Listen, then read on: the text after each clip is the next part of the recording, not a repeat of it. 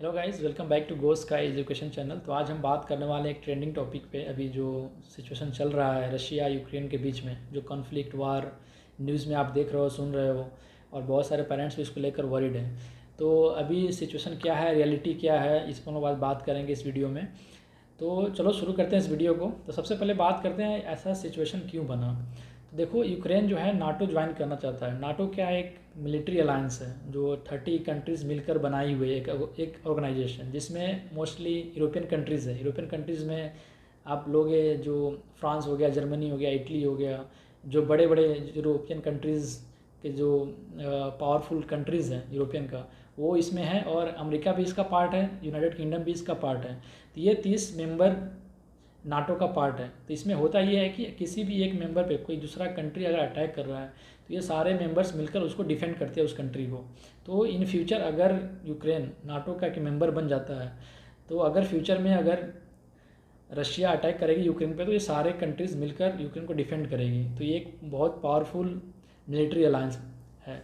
तो और यूक्रेन इसलिए नाटो ज्वाइन करना चाहता है क्योंकि आए दिन कभी भी रशिया यूक्रेन को धमकी या अटैक करने का धमकी देता रहता है। तो इसलिए as a security reason Ukraine NATO join करना चाहता है।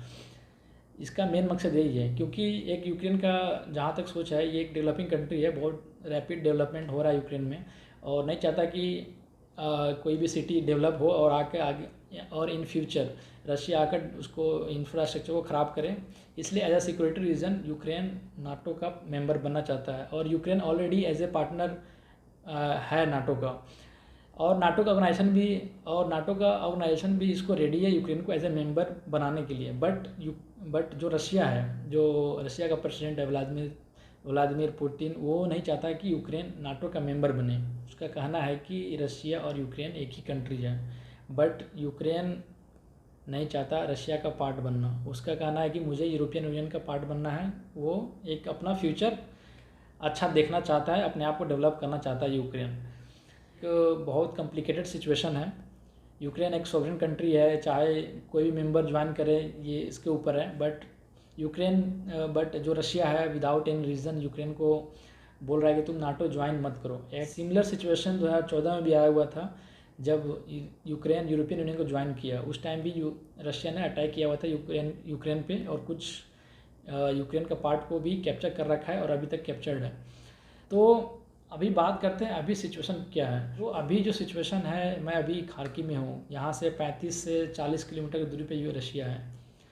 और अभी तक यहाँ ऐसा कुछ देखने को नहीं मिल रहा है कि वार होगा, क्योंकि सारे लोग अपने काम में बिजी हैं। स्कूल्स ओपन है, बच्चे स्कूल जा रहे हैं, कॉलेज ओपन है, यूनिवर्सिटीज़ ओपन है। यूनिवर्सिटीज़ में ऑफलाइन क्लासेस भी चल रही है, ऑनलाइन भी कभी कभी हो रहा है। कोरोना केसेस बढ़ रहे हैं तो ऑनलाइन हो रहा है, नहीं तो कोरोना केसेस अगर कंट्रोल में है तो ऑफलाइन क्लासेस चल रहे हैं। तो सारा कुछ नॉर्मल चल रहा है। अभी तक ऐसा कुछ देखने को यहाँ नहीं मिला है कि वार होगा, ऐसा कोई सिचुएशन अभी तक देखने को नहीं मिला है। बाकी जो न्यूज़ है, न्यूज़ में तो ऐसा लग रहा है कि वार ऑलरेडी स्टार्टेड है, सारे पैनिक्ड हैं। ऐसा कुछ यहाँ पे नहीं है। हो सकता है वार हो सकता है नहीं भी हो, बट अगर वार होगा तो ये आप बोल सकते हैं वर्ल्ड वार होगा, क्योंकि ये लड़ाई सिर्फ रशिया से यूक्रेन का नहीं है। यूक्रेन ऑलरेडी आप पार्टनर है नाटो का, इसलिए अमेरिका मिलिट्री भी सेंड कर रही है यूक्रेन को डिफेंड करने के लिए। बहुत सारे इक्विपमेंट भी सेंड हो रहा है। और जो भी नेबरिंग कंट्रीज़ है यूक्रेन का, पोलैंड हो गया, लैटविया, ये सारे भी ऑलरेडी नाटो का पार्ट है, और ये सब यूक्रेन को डिफेंड करने के लिए रेडी है। तो ऑलमोस्ट सारे यूरोपियन कंट्री यूक्रेन को डिफेंड करने के लिए रेडी है। तो मेरे हिसाब से ये जो अगर बाई चांस अगर वार होगा तो ये सिर्फ यूक्रेन के लिए नहीं है, सारे एक वर्ल्ड वार वाली सिचुएशन होगी। क्योंकि रशिया के सपोर्ट में चाइना है और बेलारूस है, और इसके अलावा बाकी कोई उसके सपोर्ट में नहीं है। बाकी सारे European countries, America, United kingdom, सारे यूक्रेन को सपोर्ट कर रहे हैं। तो अगर बाई चांस अगर लड़ाई होता है तो ये एक वर्ल्ड वार वाली सिचुएशन होगी। अब बाकी हम बात करते हैं इंडियन स्टूडेंट का जो यूक्रेन में भी हैं। तो देखो, ऑलरेडी 2014 में भी रशिया ने अटैक किया हुआ था यूक्रेन पे। उस टाइम सेफली सारे स्टूडेंट को इवैक्यूएट कराया गया था यहाँ से, इंडियन एम्बेसी इवैक्यूएट कराई थी। तो अगर ऐसा सिचुएशन बनता है, अगर वार स्टार्ट होगी, तो डेफिनेटली यहाँ पे एम्बेसी जो है इवैक्यूएट कराएगी। और एवेक्यूएशन के लिए कोई भी नोटिस अभी तक इंडियन एम्बेसी की तरफ से नहीं आया है। अगर एम्बेसी को लगता है ऐसा कुछ होगा तो वो ज़रूर यहाँ से इवेक्यूएट कराएगी। बाकी 1 मंथ पहले इंडियन एम्बेसी से एक फॉर्म भी आया हुआ था, वो फिल करना था सारे स्टूडेंट को। बस देखना चाहते थे इंडियन एम्बेसी की हमारे स्टूडेंट कहाँ पढ़ रहे हैं पूरे यूक्रेन में। बाकी अगर कोई ऐसा कुछ सिचुएशन बनता है वार का तो ज़रूर यहाँ से इवेक्यूएशन इंडियन एम्बेसी कराएगी सेफली। तो कोई पेरेंट जो वीडियो के देख रहे हैं, आप लोगों को वरी होने की ज़रूरत नहीं है।